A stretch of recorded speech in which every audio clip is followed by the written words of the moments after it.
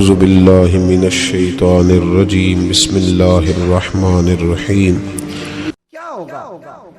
ماں بیچاری کی ساری زندگی پردے ڈالتے بیت گئی۔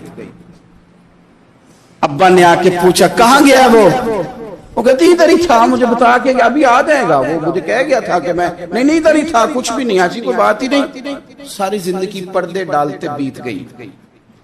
ابا کئی دفعہ گھر میں لڑائی کی، بیٹے کو مارا، اماں نے آگے بڑھ کے پتر کے حصے کی مار بھی کھائی، لیکن اسی بیٹے کی شادی کر دی تو اماں کو پتا چلا کہ اوہو میں تو سمجھدار ہی نہیں تھی، میرا تو پتر مجھے کہہ رہا ہے اماں تو بھی تو کبھی سیانی ہو جایا کر، اگر وہ بولتی ہے تو تو ہی چپ کر جا، تو پھر اسے احساس ہوتا ہے کہ اوہو میں تو ساری زندگی بیوقوف رہی، میں تیرا دفاع کرتی رہی، تیرے حصے کے تھپڑ کھاتی رہی، اور مجھے آج تو نے بتایا کہ تو سیانی نہیں تھی، آج تو نے بتایا کہ تو عقل مندی نہیں تھی، اماں تجھے کیا پتا، میری بیوی کے سامنے تو ہی سیانی ہو جا۔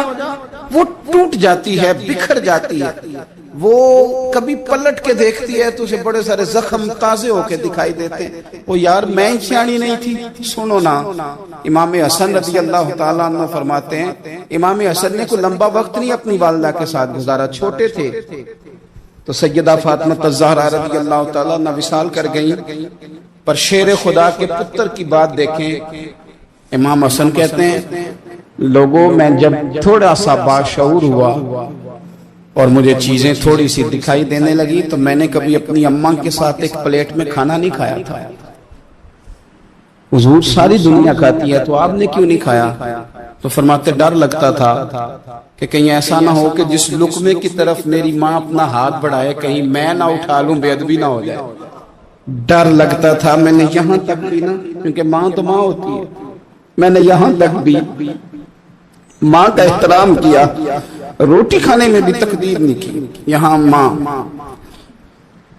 وہ کہتی ہے پیر صاحب انہوں دسیا جنا کہ میں تو انہوں آکھیا سی، انہیں گلاں چ انہوں آکھیا جے میرے نال بولے تھے صحیح کرے، انہوں دسیو نا میرے نال بگڑ جائے گا، انہوں آکھیا جے نا میں تو انہوں شکایت لائے، پر نا انہوں گلاں سمجھایا جے کہ میرے نال اچھی نہ بولیا کرے، انہوں تکلیف، انہوں آکھیو نا۔ او یار کیا کائنات میں حضور سے بڑا بھی کوئی ہے؟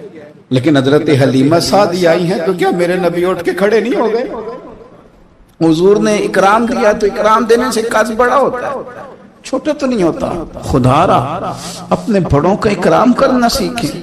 انہوں نے کسی نے آپ کو جگہ دی ہوگی، کسی نے آپ کو نوکری دی ہوگی، لیکن ماں باپ نے تو زندگی دے دی، اولاد جوانیاں دے دی، سارا کچھ دے دیا، اور بچے ہیں کہ سمجھتے ہیں احترام کے جذبے اپنی طبیعت میں لائیں، بے ادب نہ بنے، سوء ادب نہ کبھی کریں، آپ نہ کبھی کوئی ایسا کام نہ کریں جس سے نہ تکلیف بڑھے، جس سے آزمائش بڑھے۔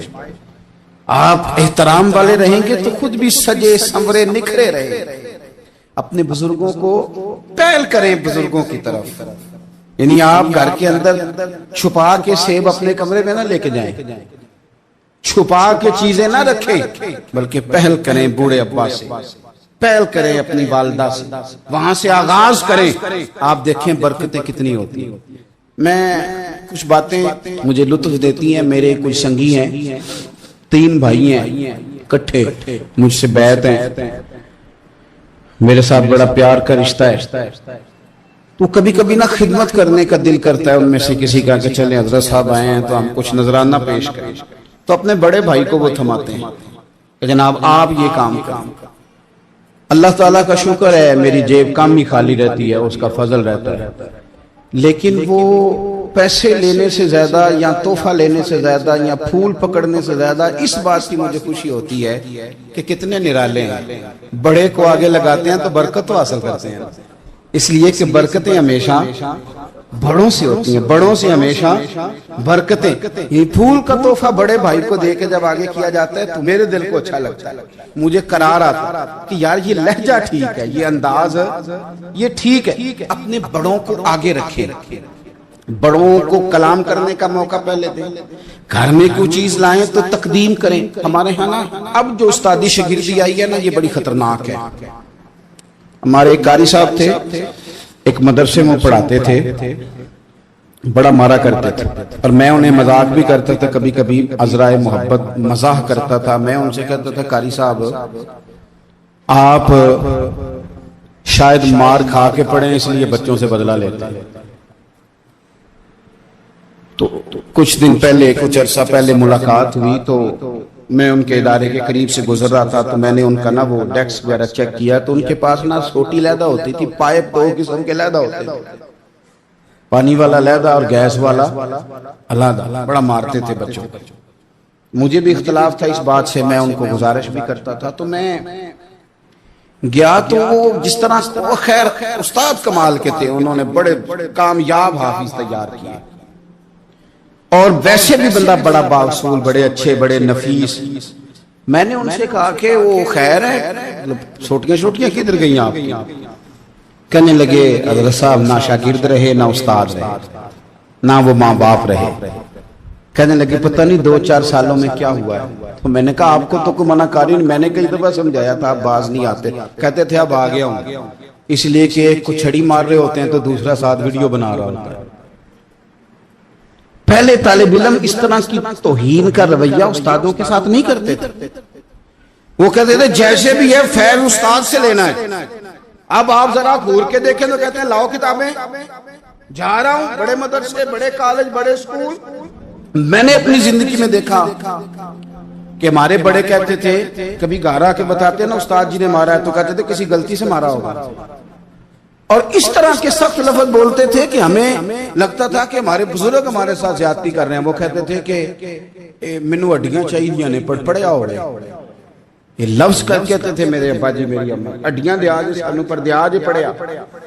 اب کیا ماحول ہے، ڈر آتا ہے، چے گھورتے ہیں۔ ان کی اماں آگے کہتی ہے تو 8000 کا مولوی ہے، میرا 1.25 کروڑ کا بچہ ہے، تیری طاقت کیسی ہوئی چودھری کے بچے کو ہاتھ لگانے؟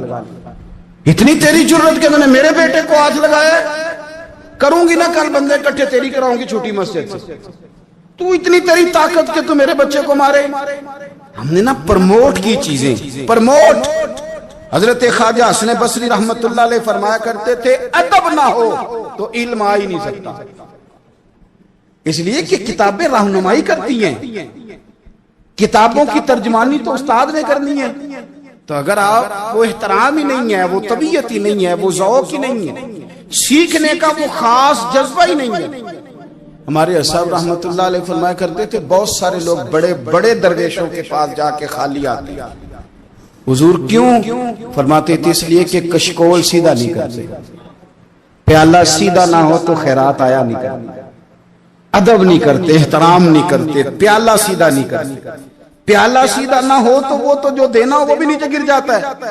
احترام، ایک شخص نے نا حضرت سیدنا امیر معاویہ رضی اللہ تعالیٰ عنہ سے کہا کہ میں نے زیارت کرنی ہے حضرت امام حسین رضی اللہ تعالیٰ عنہ، مدینہ شریف جا رہا ہوں، میں نے ان کو پہلے دیکھا نہیں ہوا، تو مجھے بتائیے امام علی مقام رضی اللہ تعالیٰ عنہ کو میں کیسے پہچانوں گا؟ تو ابن عساکر دیکھیے گا حضرت امیر معاویہ رضی اللہ تعالیٰ عنہ فرمانے لگے تو مدینہ شریف جانا، ایک شخص لوگوں کے حلقے میں بیٹھ کے لوگوں کو دین پڑھا رہا ہوگا، مسجد نبی میں وہ چمکتا ہوا چہرہ لوگوں کو قرآن و سنت کی تعلیمات سے روشناس کر رہا ہوگا، اور فرمایا اس کے ارد گرد لوگ اس ادب سے بیٹھے ہوں گے کہ جیسے ان کے سروں پر پرندے بیٹھے ہوئے ہیں، ذرا حرکت کی تو پرندے اڑ جائیں گے۔ فرمایا جب وہ نورانیت والا ماحول تم دیکھو اور اتنے با ادب شاگردوں کے بیچ بیٹھی ہوئی ایک نورانی ہستی کو دیکھو تو سمجھ لینا وہی حسین ابن علی، وہی ہے امام علی مقام امام حسین، کہ جو اس احترام کے ساتھ لوگوں کو انہوں نے آداب سکھائے ہیں، اس طرح انہوں نے لوگوں کو سمجھایا ہے کہ ان کے شاگردوں کا یہ رنگ ہے کہ وہ تو سر نہیں ہلاتے کہ کہیں پرندہ نہ اڑ جائے۔ اس انداز میں جب لوگ، مجھے بات یاد آ گئی، امام احمد بن حنبل رحمت اللہ علیہ بہت بڑے محدث تھے، تو مجھے پتہ ہے اگر آپ مجھ سے پوچھیں گے نا اس دور میں فقہ سب سے بہترین کس کو آتی ہے تو میں آپ کو بتا سکتا ہوں، کیونکہ میرا شعبہ ہے نا۔ آپ پوچھیں گے صرف ناب کا استاد کون اچھا ہے تو میں بتا دوں گا کہ کہاں پہ ہے، کون ہے، میرا شعبہ ہے. اسی طرح سے میڈیکل کے شعبے سے وابستہ لوگوں سے آپ پوچھیں گے کہ ہارٹ کا ڈاکٹر کون سا اچھا ہے تو بتا دیں گے. پوچھیں گے بھئی میں نے ایک ناک کان گلے کے ڈاکٹر کے پاس جانا ہے، تو جس کا جو شعبہ ہے اسے پتا ہوتا ہے. مدرسے کے بچوں کو بھی پتا ہوتا ہے کہ کون سا آدمی کہاں بہترین پڑھانے والا ہے. ایک بزرگ تھے شاہ بقی الدین ابن مخلد، وہ کہتے ہیں مجھے پتا چلا کہ اس دور میں نبی کریم علیہ السلام کی حدیث جو سب سے بہترین پڑھاتے ہیں وہ امام احمد بن حنبل ہیں. ان کو حضور کی حدیث سے جو خاص شغف ہے وہ کسی اور کو نہیں. کہتے ہیں میرے دل میں لو لگ گئی، حالانکہ میں امیر گھرانے سے تھا.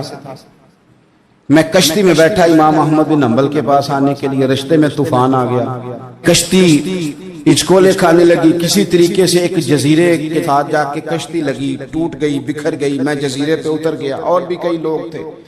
ایک مہینہ وہاں رہنا پڑا. بارشیں ختم ہوئی، موسم ٹھیک ہوا، ایک کشتی دکھائی دی آتی ہوئی. فرماتے ہیں کہ وہ اس کشتی میں بیٹھا، دوبارہ بغداد گیا. مجھے سفر طے کرتے 2.5 مہینے گزر گئے. وہ جزیرے پہ مہینہ پتے کھا کے بھی گزارا کرنا پڑا. نکلا تھا علم حاصل کرنے. جب بغداد شریف پہنچا، لوگوں سے پوچھا امام احمد بن حنبل کا مدرسہ کہاں ہے؟ انہوں نے کہا وہ مدرسہ تو بند ہو گیا ہے، وقت کا بادشاہ مخالف ہو گیا، مسجد مدرسہ سیل کر دیا.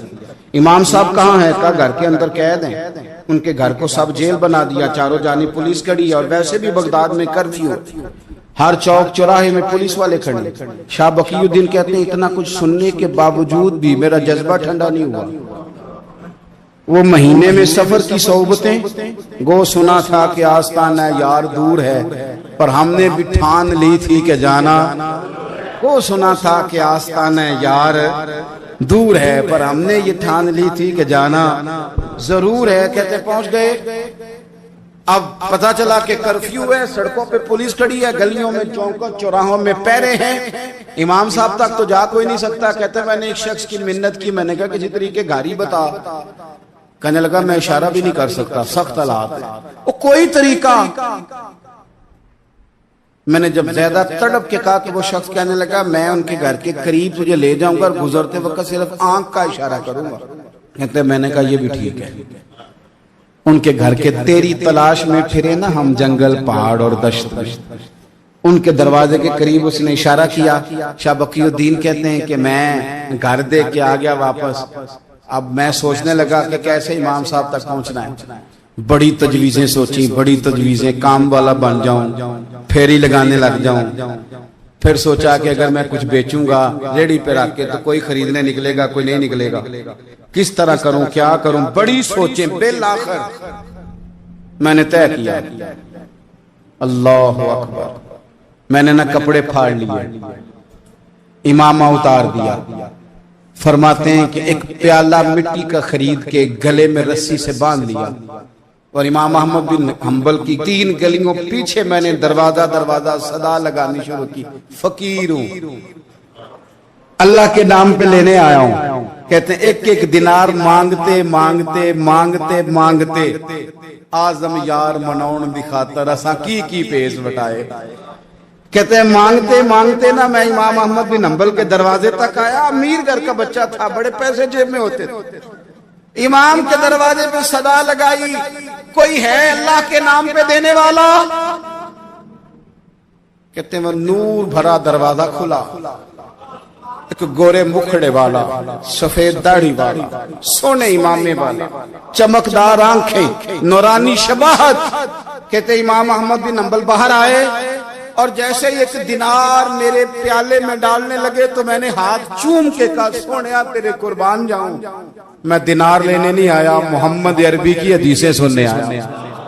کہتے امام کی بھی آنکھیں کھل گئی. کہنے لگے اس حال میں آزم یار منون دی خاطر سانکی کی پیس بٹائے. کہ حضور کیا کرتا، یہی ایک طریقہ رہ گیا تھا. میں تو کہاں سے چلا ہوں، کہاں پہنچا ہوں، کیا کروں؟ امام صاحب فرمانے لگے پھر میں بھی بڑے دنوں سے پریشان تھا، کوئی سیکھنے والا نہیں ملا، تم مل گیا. کہنے لگا حضور میں روز آ جاؤں فقیر بن کے، آپ جتنا چاہیں 2 4 5 منٹ میں مجھے حدیثیں سنا دیں، میں اگلے دن یاد کر آیا کروں. کہتے 2 سال لگ گئے. شاگرد کہاں ملیں گے ایسے، کہاں مرید ملیں گے؟ گزر گیا دور. کہتے ہیں کہ میں نہ ہر روز فقیر بن کے جاتا، 3 گلیاں پیچھے مانگنا شروع کرتا، کوئی شک نہ کرے۔ 2 سال دروازے پہ جاتا، آگے پیالہ کرتا، امام 1 دینار ڈالتے اور مصطفیٰ کی حدیثیں سناتے۔ کہتے ہیں حالات بدل گئے، 2 سال کے بعد حکومت بدل گئی، امام کا مدرسہ بحال ہو گیا، رش ہو گیا۔ بادشاہ بڑا عقیدت مند تھا، جو نیا آیا اس نے بڑا کر کے ادارہ بنا کے دیا۔ جس دن میں گیا تو رش لگا ہوا تھا۔ کہتے ہیں حالات بدلے تو ہم نے بھی کپڑے بدلے، ہم نے بھی کپڑے بدلے، ہم نے بھی دوبارہ سے دستار باندھی۔ اور کہتے ہیں بڑے لوگ بیٹھے ہوئے تھے، میں جب داخل ہوا نا تو امام اٹھ کے کھڑے ہوئے۔ آپ فرمانے لگے پتر ادھر آ، تو آگے آ کے بیٹھ، لوگ دین سیکھنے آتے ہیں، تو فقیر بن کے مانگنے آیا تھا، اور میں بھی باقیوں کو پڑھایا کرتا تھا، تجھے میں دیا کرتا تھا، اور اب باقی پڑھا کریں گے، تجھے دیا جائے گا، اور آج تجھے سینے سے نکال کے دیا کروں گا۔ زمانے بدل گئے، حالات بدل گئے، وہ شخص چلا گیا، کون حکمران تھا کون نہیں تھا، لیکن استاد شاگرد کے ادب کی داستان قیامت تک باقی رہے گی۔ یہ قیامت جب طبیعتوں میں احترام ہوتا ہے، جب ادب ہوتا ہے۔ آپ کو پتہ ہے نبی پاک صلی اللہ علیہ وسلم کو یہ ادب کتنا پیارا ہے۔ نبی پاک علیہ السلام اس احترام کے جذبے کو کتنا پسند کرتے ہیں۔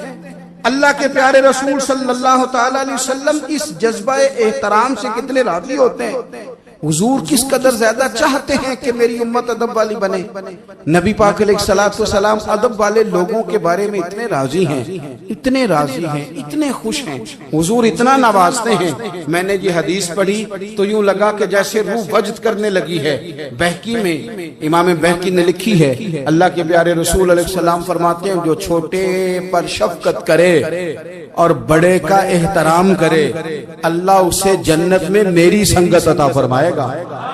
یہ میرے قرب کا ذریعہ ہے، یہ چیز میرا قرب ملے گا۔ شرط یہ ہے کہ ادب والے بن کے، احترام والے بن کے، کبھی بھی سوء ادب نہ کریں، کبھی کسی مقام پر بے ادبی نہ کریں، آپ اپنا ذائقہ کبھی تبدیل نہ کریں۔ امام احمد بن حنبل کی جگہ وضو کر رہے تھے، ایک شخص کہتا ہے میں نے ساری زندگی گناہوں میں گزار دی تھی، تو امام صاحب نا وضو کر رہے تھے جھیل پر بیٹھ کے، تو جھیل اس طرح ہوتی ہے، پہاڑ ہیں، اوپر کو پانی نیچے آ رہا ہے، تو کہتے ہیں امام صاحب نیچے بیٹھ کے وضو کر رہے تھے، تو میں اوپر بیٹھ کے نا وضو کر رہا تھا یا پانی پی رہا تھا، تو میں نے دیکھا کہ اتنے بڑے امام نیچے۔ کہتے ہیں میں نا میرے دل میں خیال ہے یار میں ساری زندگی غلط کاموں میں گزاری ہے، پر جو بھی ہے یہ رسول اللہ کے دین کے عالی ہے۔ کہتے ہیں وہ حضور کے دین کی عزت کرنے کے لیے میں اوپر سے اٹھا، آ کے نا تو میں تھوڑا پیچھے جا کے نیچے بیٹھ گیا، جو میری حاجت تھی، پانی پینا تھا یا منہ دھونا تھا، میں وہ کرنے لگا۔ کہتے ہیں امام صاحب نے بھی یوں نظر میری طرف دیکھی، پتہ نہیں انہوں نے کیا دعا دی کہ رب نے مجھے توبہ کی توفیق عطا فرما۔ میں اللہ کے فضل سے اللہ نے میرا دل موڑ دیا، اور میں رب کریم کی بارگاہ کی جانب میری توجہ ہو گئی۔ خدا نے مجھے اس ادب کی برکت سے اپنی بارگاہ کی طرف اللہ تبارک و تعالی نے مجھے موڑ لیا۔ بے ادبی تو بندے کو کفر تک لے جاتی ہے، بے ادبی تو کفر تک لے جاتی ہے۔ اگر بندہ بے ادب ہوتا ہوتا اللہ رسول کی بے ادبی تک پہنچ جائے تو دور نکل گیا، لیکن یہاں باقاعدہ بے ادبی کو پروموٹ کیا جا رہا ہے۔ کبھی بھی بے ادب نہ بنے، ادب والے رہیں، ادب والے بن کے جئیں، ادب والے بن کے دنیا سے جائیں۔ وہ درویش نے کہا تھا کہ بے ادباں مقصود نہ حاصل، نہ درگاہ ٹوئی، بانج ادب دے محمد بخشا توڑ